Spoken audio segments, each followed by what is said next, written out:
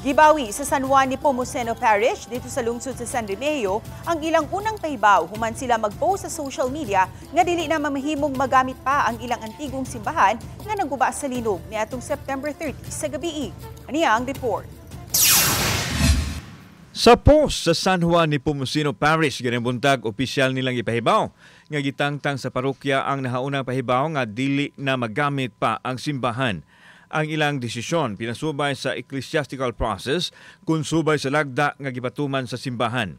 Gipahibaw usab sa parokya sa pagkakaron, gitun-an pa sa Archdiocese of Cebu ang tukmang mga lakang nga himuon alang sa simbahan nga nagbarog sa lungsod sa San Remigio sulod na sa 161 ka tuig.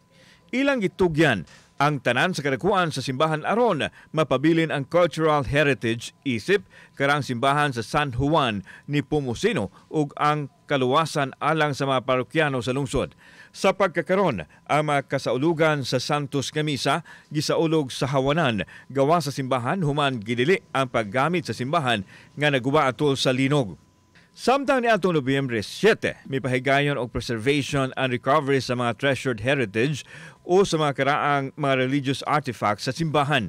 Gilangkuban kini sa mga personnel sa National Historical Commission of the Philippines Materials Research Conservation Division sa Archdiocese of Cebu Cultural Heritage Commission o sa mga parish volunteers.